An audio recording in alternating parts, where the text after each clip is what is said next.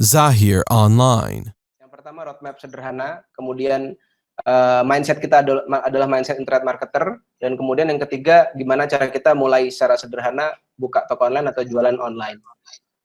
Nah, ini yang pengen saya kenalkan dan banyak orang yang nggak begitu paham mengenai roadmap ini. Kalau dunia digital marketing, kita itu bisa menghitung berapa orang yang melihat toko kita atau berapa orang yang melihat barang kita. Anggaplah di Amazon, berapa orang yang melihat produk kita yang terpampang di Amazon, Amazon.com, atau kita misalkan mau coba jualan ekspor lewat eBay. Berapa orang yang menjual melihat barang kita yang ada di eBay. Nah, itu bisa dilihat kalau digital marketing. Tapi kalau kita pakai cara yang lama, itu nggak bisa dilihat. Bagaimana kita lihat demand? Demand-nya ya pengimpor yang ada di negara tersebut. Sedangkan kalau kita benar-benar mandiri nyari pembeli sendiri, ya berarti barang Anda harus ada di sana. Kalau barang Anda ada di sana, berapa besar minat orang terhadap barang Anda itu adalah dilihat dari visitor yang melihat halaman tersebut. Nah, kemudian ada yang tertarik 100 orang dan kemudian 10 orang membeli. Nah, ini roadmap apa, Mas? Kok kayaknya biasa aja nih, 1.110. Roadmapnya gini. Untuk mendatangkan 1.000 orang, Anda bisa punya cara yang gratis dan Anda bisa punya cara yang bayar. Yang saya lakukan selama ini adalah yang bayar. Saya bayar nih ke platform. Contohnya saya bayar ke Facebook. Untuk satu orang yang melihat itu saya bayar Rp500. Jadi kalau saya 1.000 orang, ya berarti saya bayar 500.000. Berarti modal saya untuk mendatangkan orang itu untuk 1.000 orang itu kurang lebih 500.000. Lalu kemudian orang-orang tersebut ada yang tertarik dan ada yang tidak tertarik. Ternyata yang tertarik 10 orang. Dan per pembelian kita untungnya anggaplah Rp100.000. Maka gross kita di sini 1 juta. Nah, 1 juta rupiah kita kurangi dengan modal kita untuk mendatangkan orang itu 500.000. Berarti kita untung 500.000. Kalau siklus ini atau roadmap ini berjalan, works, dalam arti Anda profit, maka Anda mau jualan dimanapun jalan. Saya jualan sampai ke Israel, saya jualan ke Afrika Selatan, saya jual ke Jepang, bahkan waktu itu tahun 2016-2017 itu skema ini masuk udah lancar. Saya jualan ke Amerika, saya bahkan jualan barang di Amerika itu ada barang yang saya beli di Amerika lagi, itu barang dari Cina. Itu harganya kurang lebih waktu itu $13 apa $12. Saya lihat nih kayaknya barangnya bisa dijual lebih mahal nih. Saya jual $35 dan ternyata laku ribuan bahkan belasan ribu piece. Itu miliaran lah itu intinya. Mereka membeli barang itu padahal barang itu sendiri sudah ada di Amerika, dan Anda tahu Amerika tuh orang-orangnya males. Jadi mereka mau jalan itu males. Jadi mereka pasti mostly mereka bayar mereka belinya online gitu. Oke. Gitu ya. Ini kalau roadmap ini berjalan artinya bisnis Anda bisa jalan dimanapun itu, mau di Indonesia, mau di negara lain lah, di mana aja, asal kata Abdurrahman bin Auf kan, tunjukkan saya pasar. Ini kan caranya membeli pasar ini. Kita beli pasarnya, terus kita cari yang mereka mau apa, kemudian ya udah berjalan. Akhirnya siklus ini tertutup. Gitu. Nah, cuma ada 3 isunya. Yang pertama produknya apa? Balik lagi, kalau Anda misalkan mau jual burung walet, apakah itu diminati, apakah itu tidak diminati? Yang kedua, gimana caranya bikin orang mau beli? Yang ketiga, bagaimana cara mendatangkan visitor? Nah, kalau Anda hanya berprofesi bisanya cuma bikin barang, menurut saya nggak usah ditutup, nggak usah dibuka bisnisnya, ditutup aja. Karena bisnis itu 2, yaitu produk dan jualan. Kalau cuma bisa bikin produk, banyak teman saya bisa bikin produk tapi nggak bisa jualan, atau at least dia nggak mau jualan, bahkan nggak mau, dalam kasarnya lah dia nggak mau ngenyales, ya udah mending nggak usah bisnis, mending kerja jadi product researcher di sebuah perusahaan. Nah itu cocok tuh bikin produk, nggak usah bisnis. Sama misalkan cuma mau jualannya aja tapi nggak mau mendevelop produk atau tidak mau mencari produk atau tidak mau mencari market itu maunya apa, pokoknya jualan-jualan aja. Nah berarti cocoknya kerja menjadi sales di satu perusahaan apa yang membutuhkan sales. Tapi kalau Anda pengen bisnis, dua-duanya itu harus klop. Karena kalau cuma jualan aja nanti judulnya nipu, nggak punya barang tapi pengen jualan. Nah itu banyak kejadian kalau di teman-teman saya anak e-commerce, nipu orang. Jadi barangnya apa dibilangnya apa gitu. Banyak bahkan praktek-praktek zaman angkatan saya waktu jualan Cina, dari Cina ke Amerika itu, mereka barangnya apa di Cinanya harga $1 dijual sampai $50, padahal barang itu nggak worth it gitu loh. Harusnya harganya mungkin cuma $3 atau $4, tapi di up terlalu tinggi. Jadi judulnya nipu, gitu. Oke. Nah, berikutnya isunya kalau kita mau jadi internet marketing atau kita mau mencoba masuk ke market manapun itu, sebutlah market Amerika, maka ada dua sebetulnya tadi, produk yang harus bisa Anda mulai dari produk, Anda bisa mulai dari marketnya. Kalau saya dulu mulainya dari market, jadi saya riset tuh, saya cari di Facebook tuh bisa kita lihat apa yang interestnya gede, kemudian apa yang diminati oleh orang produknya, itu bisa kelihatan. Ya nggak kelihatan ditunjukkan seperti Anda ngeliat matahari di siang hari, enggak, tapi ya Anda kayak meraba gitu loh. Oh, ini kayaknya orang yang hobinya, misalkan contohnya sekarang ya, nanti saya kasih slide sedikit. Contoh sekarang nih, lagi COVID-19. Apa yang mereka minat? Teman saya ada tuh jualan. Apa yang dia jual? Alat fitness. Walah, itu larisnya gila-gilaan itu, alat fitness dalam rumah. Jadi home gym gitulah. Mulai dari barbel kayak, mulai dari ada namanya resistant band, kemudian macam-macam ya, itu lakunya luar biasa. Ya Anda jualan itu ngelihat market kan, oh market sekarang orang lagi butuh ini, bisa Anda sediakan produk yang kira-kira fit. Nah, cari itu di Cina, bisa kirim ke dia. Atau memang Anda sudah punya produk sendiri, misalkan produk Anda herbal. Nah, gimana cara mengemas herbal Anda itu supaya bisa dilihat oleh orang, sehingga mereka merasa fit hari ini, dia harus meminum herbal Anda. Nah, itu PR-nya memang agak lebih besar. Kalau produk Anda misalkan, produk saya kursi rotan Pak, tapi pengen ngimpor 1 atau 2 dulu ke konsumen yang ada di Amerika, ya sulit. Kalau mainnya sudah kayak kursi rotan begitu kan, harus dilihat barangnya, harus disajikan barangnya, ya mungkin pola Anda nggak bisa online seperti yang saya lakukan, gitu. Jadi akan mencari titik temu. Nah, sudah punya produk, terus gimana caranya ngetes market yang ada di sana? Ya berarti Anda harus sacrifice, harus invest dana, invest produk.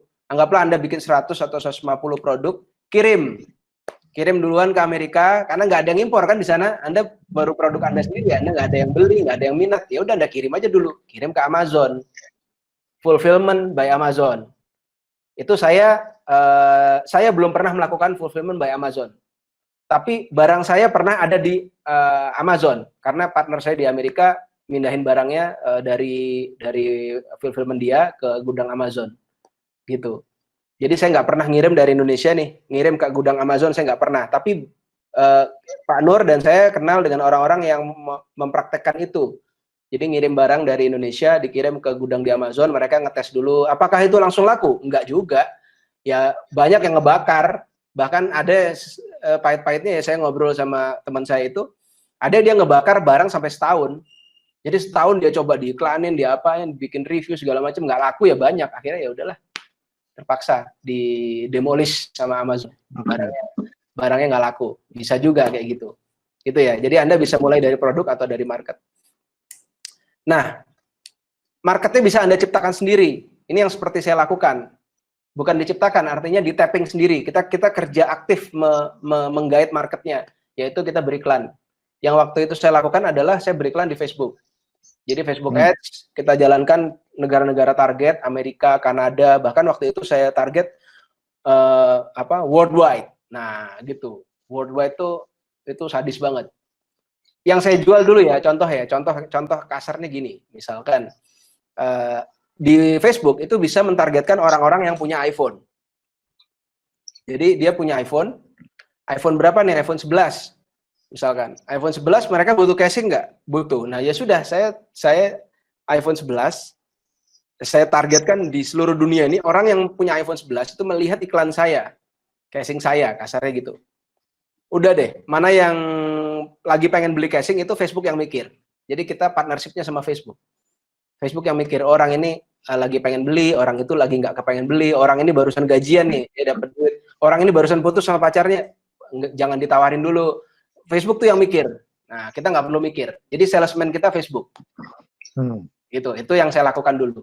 Tapi ada yang bisa kita lakukan dengan cara yang lain, yaitu kita apalagi khususnya kalau main di Amerika ya, itu pakai marketplace yang namanya Amazon. Jadi kita bisa taruh barang kita di Amazon. Nah, Amazon itu 47% transaksi Amerika itu terjadi di Amazon.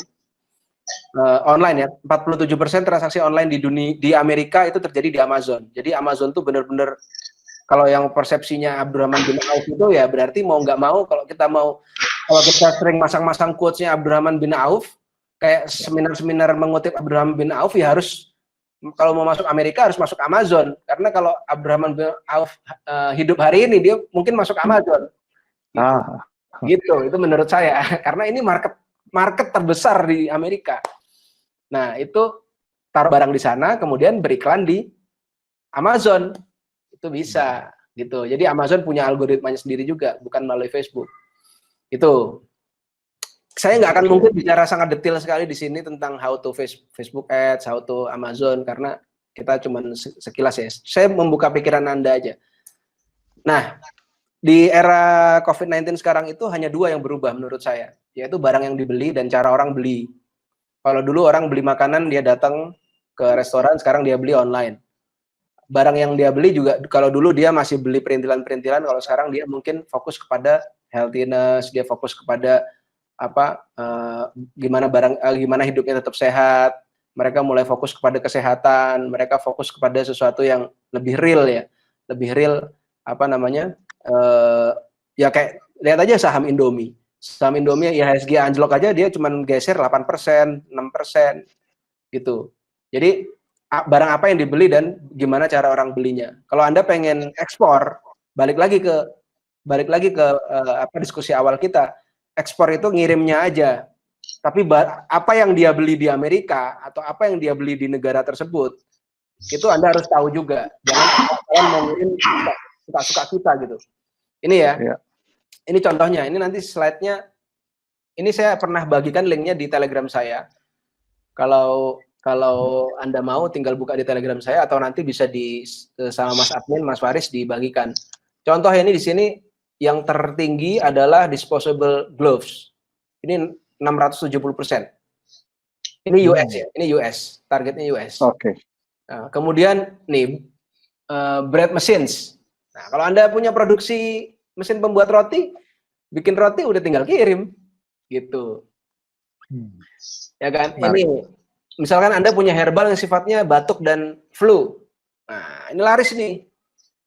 Ini bisa laris. Yang ketahuan banget sama saya ya ini weight training ini. Ini gila-gilaan banget. Bener-bener gila-gilaan habis. Saya 2 hari yang lalu telepon-teleponan sama teman saya di Colorado sama di Philadelphia. Saya konfirmasi nih data-data ini. Saya tanya Mas, di sana gimana? Kasar gitu ya. Di sana gimana? Apa yang habis? Wah, Mas, makanan habis, daging habis. Ini udah kayak mau riots nih, udah kayak mau orang lagi kerusuhan, kata dia. Terus masker segala jenis habis, dan orang nggak berani keluar karena dijagain tentara, kata dia. Ada tentara yang suka keliling nyuruh orang masuk ke apartemen. Nah, apa yang dia lakukan? Ya ini, bikin roti. Terus online, Amazon tuh nggak pernah lepas. Orang boleh nggak punya Instagram, nggak punya Facebook kalau di Amerika, tapi orang pasti punya Amazon. Itu kalau di US ya.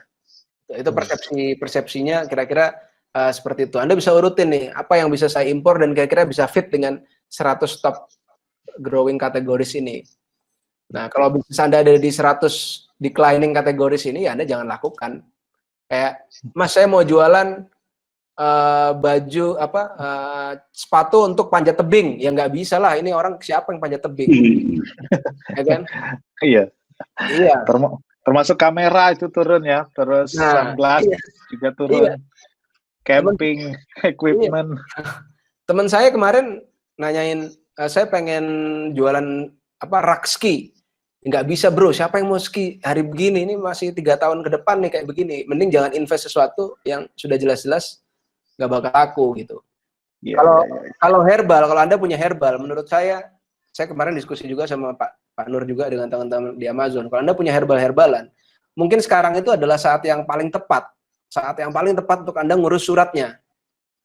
Karena yang paling susah itu ternyata setelah saya ngobrol dengan Pak Nur, yang susah itu bukan bukan persyaratan izin FDA dan seterusnya yang ada di Amerikanya, itu gampang sekali. FDA itu 2 hari ternyata. Yang susah itu izin ekspornya, harus aman, harus produksinya harus tidak boleh ada masalah gitu. Kemudian ada sertifikat hazardnya, ada sertifikat A, B, C, D, E, F, G, itu ada sertifikat macam-macam dari beberapa kementerian Indonesia itu yang ditunjuk ngurus. Jadi sebenarnya ngurus ekspor itu repotnya nanti balik lagi ke birokrasi Indonesia. Makanya menurut saya diuruslah dari sekarang kalau Anda punya herbal. Gitu. Dan mulai berpikir, karena kalau kita punya masuk market ke Amerika, kita mau masuk market yang agak-agak di bawah Amerika tuh cepat. Udah masuk di mana nih negaranya? Amerika. Oh udah, biasa orang langsung lewat gitu aja.